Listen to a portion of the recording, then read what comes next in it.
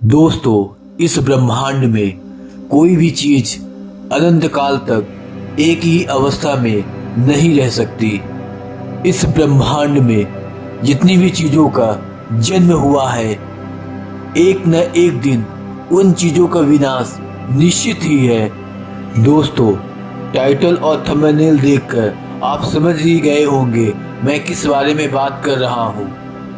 दोस्तों, इस वीडियो में हम सूरज के बारे में हैरान करने वाले कुछ रोचक तथ्य और महत्वपूर्ण बातें हम इस वीडियो में जानेंगे। दोस्तों, सूरज क्या है? सूरज से पृथ्वी की कितनी दूरी है? सूरज का वजन कितना होगा? सूरज के अंदर का तापमान कितना हो सकता है? हमारे सौरमंडल का सूरज पृथ्वी से कितना गुना बड़ा हो सकता है? सूर्य का प्रकाश पृथ्वी पर आने के लिए कितना समय लगता है? दोस्तों, क्या आप इन सवालों के जवाब जानने का कभी प्रयास किया है? यदि नहीं, तो आज हम इन सवालों का जवाब जानेंगे। ऐसा माना जाता है कि सूर्य की उत्पत्ति 4.5 अरब वर्ष पहले हुई थी। दोस्तों, सूरज के बारे में कुछ ऐसी इंफॉर्मेशन जो आप शायद नहीं जानते हैं, कुछ ऐसे रोचक और रहस्यमय बातें जो शायद आपने कभी नहीं सुनी होगी और ना ही कहीं पढ़ी होगी।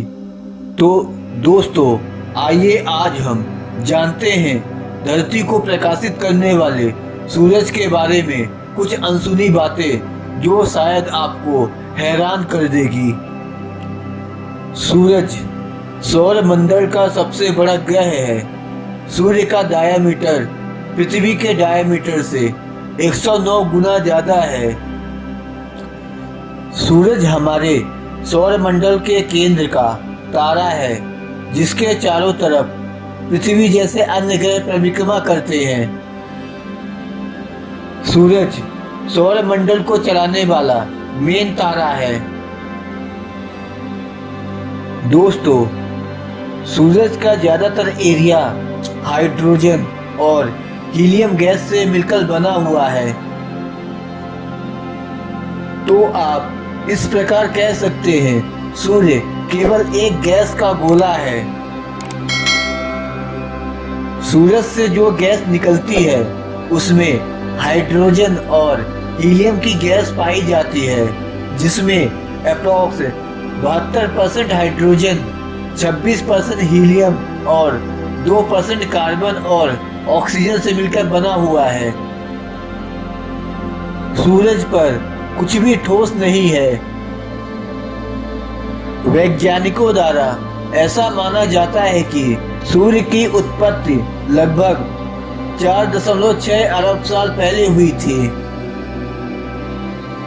और ऐसा माना जाता है कि सूर्य के हाइड्रोजन खत्म होने में लगभग 5 अरब साल और भी लगेंगे।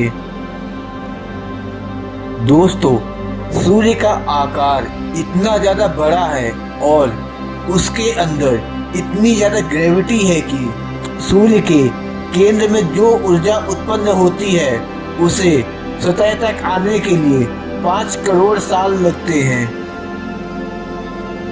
और जब पृथ्वी सूर्य के चारों ओर परिक्रमा करती है तो सूर्य से पृथ्वी की दूरी पूरे साल बदल जाती है। दोस्तों, जब सूरज में हाइड्रोजन हीलियम में कन्वर्ट होता है तो सूर्य भारी मात्रा में सौर हवाएं उत्पन्न करता है, जिसमें कि इलेक्ट्रॉन और फोटॉन के जैसे कण होते हैं। इन सोलर हवाओं में इतनी तेज और शक्तिशाली होती है कि इसमें मौजूद इलेक्ट्रॉन और प्रोटॉन सूर्य के शक्तिशाली गुरुत्व से भी आगे बाहर निकल जाते हैं। दोस्तों, जैसे आपको पता है, पूरे ब्रह्मांड में सबसे ज्यादा गति प्रकाश की होती है, यानी कि प्रकाश की गति से तेज कोई भी कण, कोई भी पिंड भाग नहीं सकता है। फिर भी दोस्तों, सूरज और पृथ्वी के बीच की दूरी इतनी ज़्यादा है कि सूर्य का प्रकाश पृथ्वी तक पहुंचने के लिए 8 मिनट 18 सेकंड लग जाता है। और अपने सौर मंडल के सबसे दूर के ग्रह प्लूटो की बात करें तो प्लूटो तक सूर्य के प्रकाश को पहुंचने के लिए 5 घंटे 30 मिनट लग जाते हैं। दोस्तों, यदि सूरज के तापमान की बात करें तो सूरज की बाहरी भाग का तापमान 5500 डिग्री सेल्सियस तक होता है और उसके अंदरूनी भाग का तापमान 1,31,00,000 डिग्री सेल्सियस तक होता है। दोस्तों, यदि आप सूरज के वजन का अंदाजा लगाना चाहते हैं तो मैं आपको बताना चाहूँगा, पूरे सौर मंडल का लगभग 99.86% वजन अकेले सूरज का है। यदि हम अपने आकाश गंगा की बात करें तो पूरे आकाश गंगा में 5% ऐसे तारे हैं जो केवल सूरज से ज्यादा बड़े और चमकदार हैं। यदि हम सूरज के प्रकाश की बात करें, सूरज में सभी रंग समाहित हैं, लेकिन यह हमें अक्सर सफेद, लाल या पीला ही नजर आता है। दोस्तों, यदि हम सूरज की ग्रेविटी की बात करें तो सूरज की ग्रेविटी इतनी ज़्यादा और तीव्र है कि इसके आगे कोई भी चीज सूर्य के 20,22,000 किलोमीटर के दायरे में यदि आती है तो सूरज उसे अपनी ओर खींच लेता है। दोस्तों, यदि हम सूरज और पृथ्वी की दूरी के बारे में जानना चाहेंगे तो पृथ्वी से सूरज की दूरी लगभग 14,96,00,000 किलोमीटर है। दोस्तों, यदि हम सूरज के आकार की कल्पना हम अपने धरती से करेंगे तो कंपेयर करने पर सूरज पृथ्वी से 109 गुना ज़्यादा बड़ा है। दोस्तों, ऐसा माना जाता है कि सूर्य पृथ्वी से इतना ज़्यादा बड़ा है कि सूर्य धरती से इतना ज़्यादा बड़ा है कि इसमें लगभग 13 लाख धरती बड़े ही आराम से समा सकते हैं। दोस्तों, नॉर्वे देश एक ऐसा अकेला देश है जहां पर सूरज 76 दिनों तक सूर्यास्त नहीं होता है। दोस्तों, जैसे कि धरती को अपनी धुरी में घूमने के लिए एक चक्कर लगाने के लिए 24 घंटे लगते हैं, उसी प्रकार सूरज को अपनी धुरी के समकक्ष एक चक्कर पूरा करने के लिए 25 दिन लगते हैं। और ऐसा माना जाता है कि जब से सूरज का जन्म हुआ तो सूरज को आकाशगंगा के लगभग 20 बार चक्कर काट चुका है।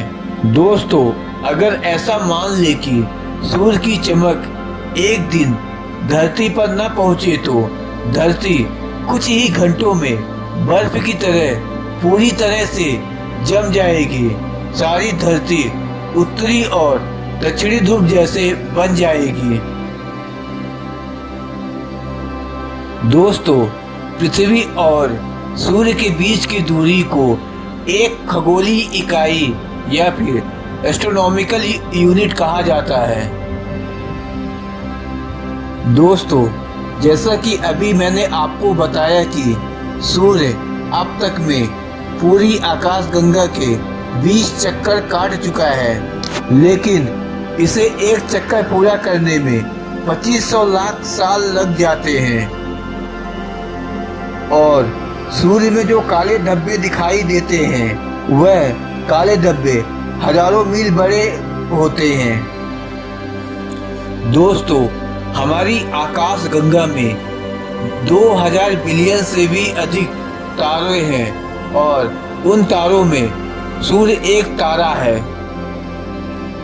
यानी कि हमारी आकाश गंगा में 2000 बिलियन तारों में से सूर्य एक तारा है और सूर्य हमारे ग्रह पृथ्वी के सबसे करीबी का तारा है। इसके अलावा संस्कृत में सूर्य के 108 नाम हैं। सूर्य में जब हाइड्रोजन हीलियम में कन्वर्ट होता है तो एक ऐसी एनर्जी पैदा होती है जिसे हम सौर पवन कहते हैं और ऐसा माना जाता है कि सौर पवन की शक्ति पूरे सौर मंडल में फैलती है और यह सौर पवन 9.3 ट्रिलियन मील दूरी तक पहुंचती है, जो कि प्लूटो ग्रह से भी आगे यह सौर पवन जाती है। 1973 में स्काई लैब पहला मानव अंतरिक्ष स्टेशन बना जिसने सूर्य की फोटो धरती पर भेजी। दोस्तों, क्या आप जानते हैं कि सूर्य के प्रकाश की गति 3 लाख किलोमीटर प्रति सेकंड होती है। दोस्तों, सूर्य का ओरिजिनल कलर सफेद रंग का है, लेकिन वातावरण के कारण यह अक्सर पीला दिखाई देता है। दोस्तों, सूर्य के सबसे ऊपरी सतह को फोटोस्फीयर कहते हैं और सूर्य के बीच वाली सतह को क्रोमोस्फीयर कहते हैं। इसके अलावा सूर्य के सबसे अंदरूनी सतह को कोरोना कहा जाता है। दोस्तों, वैज्ञानिकों का ऐसा मानना है कि यदि एक पेंसिल की नोक जितना सूरज पृथ्वी पर आ जाए तो 145 किलोमीटर दूर से ही आपकी जलकर मौत हो जाएगी।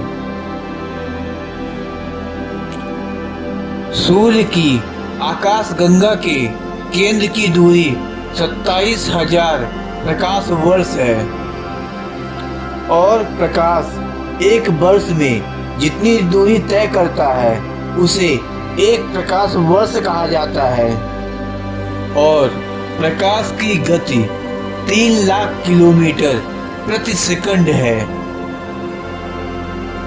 सूरज और सौर मंडल से घिरे बुलबुले को हेलियोस्फीयर कहा जाता है।